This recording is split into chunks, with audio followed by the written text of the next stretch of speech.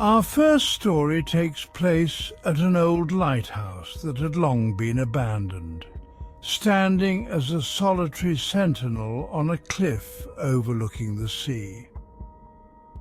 The lighthouse was said to be haunted by the ghost of a keeper who had mysteriously disappeared one stormy Halloween night decades ago.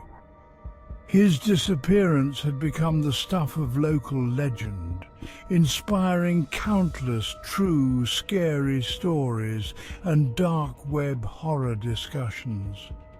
One Halloween night, a group of friends, including Sarah, a fan of twin paranormal and ghost adventures, decided to spend the night at the lighthouse.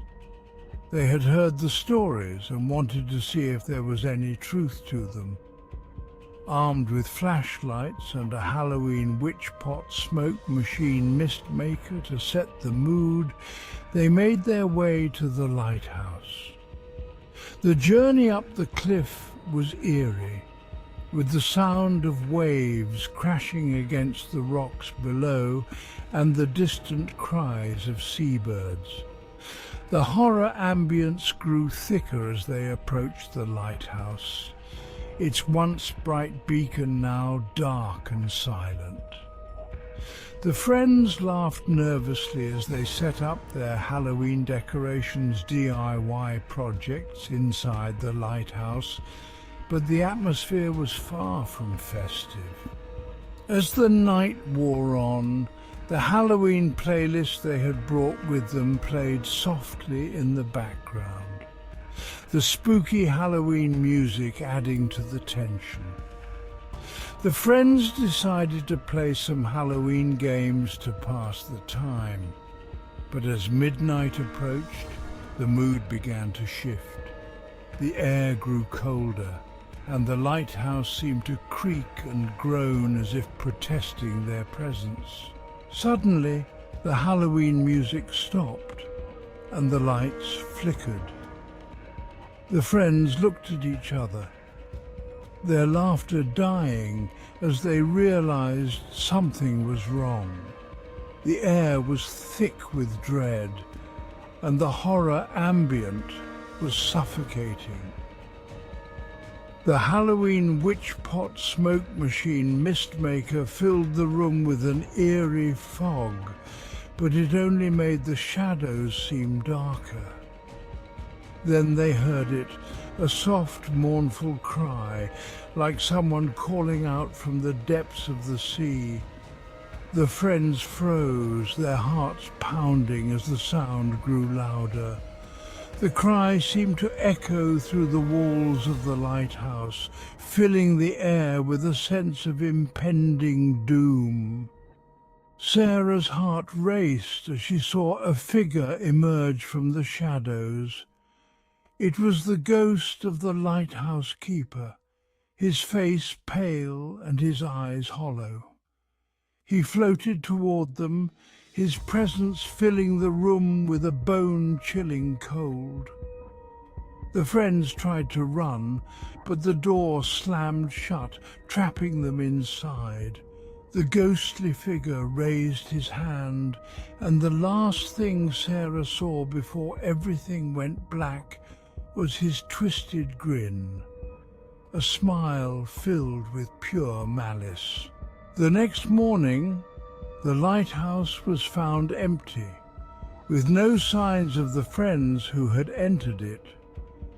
The ghost at the lighthouse had claimed its latest victims, and the lighthouse remains abandoned to this day, becoming the subject of countless paranormal stories and analog horror reactions. Our second story takes place at Willow Manor, a grand old estate that had been left to decay after the mysterious deaths of its last occupants. The manor was known for its lavish Halloween parties, but after the deaths, it was said to be haunted by the spirits of those who had once lived there. The tales of ghostly encounters at the manor had become popular Reddit scary stories and paranormal investigations fodder. On Halloween night, a group of college students, including Mark, a fan of Batman analog horror and movie recap horror videos, decided to break into the manor and host their own Halloween party. They had heard the stories but dismissed them as mere rumors. Armed with Halloween decorations, DIY projects, and a Halloween playlist filled with Halloween chiptune and Halloween jazz, they set about transforming the manor into a haunted house. As the night progressed, the party was in full swing. The Halloween ambience was perfect, with the Halloween sounds of laughter and music filling the air. But as midnight approached, the mood began to change. The lights flickered, and the Halloween decorations seemed to take on a life of their own. The air grew colder, and the sense of unease among the guests grew stronger. Suddenly, the Halloween playlist cut out, and the room was plunged into darkness. The guests murmured in confusion, but before anyone could react, the doors to the manor slammed shut, sealing them inside. Panic set in as they realized they were trapped. Mark's heart raced as he felt a cold breeze brush past him. The horror ambience was thick, the air heavy with dread. The manor seemed to come alive, the walls closing in around them. The guests tried to find a way out, but the manor had become a maze, with the halls twisting and turning in impossible ways. Then they saw them, ghostly figures, their faces twisted in agony, floating toward them through the walls. The spirits of Willow Manor had returned to reclaim their home, and they were not pleased with the intruders. The guests screamed in terror as the spirits reached out with cold, bony hands, their eyes filled with a malevolent light. The last thing Mark saw before everything went black was the face of one of the spirits, a twisted grin on its lips as it pulled him into the depths of despair. The next morning the manor was found empty, with no signs of the Halloween party or the students who had attended it. Willow Manor remains a place of fear and mystery, inspiring countless dark web horror stories and paranormal nightmare tales. Our final story takes place in an old, abandoned schoolhouse on the outskirts of a small town.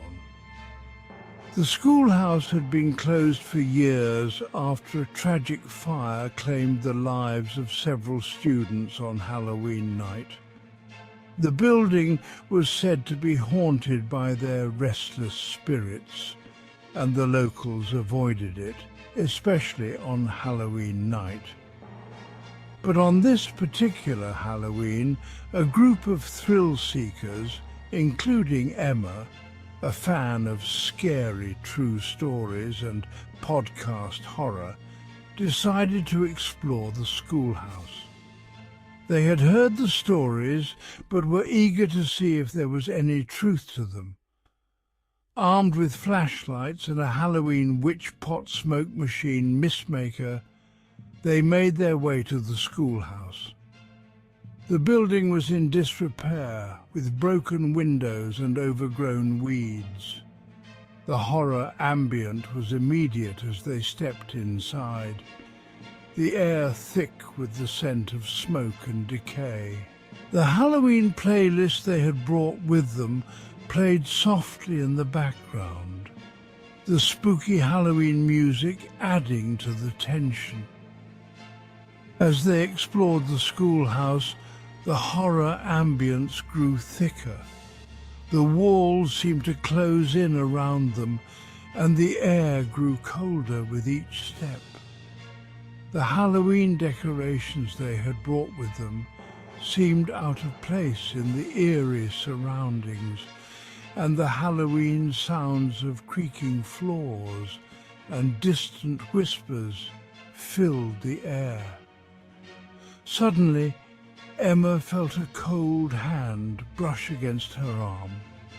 She turned, but there was no one there. The group pressed on, their fear growing with each passing moment.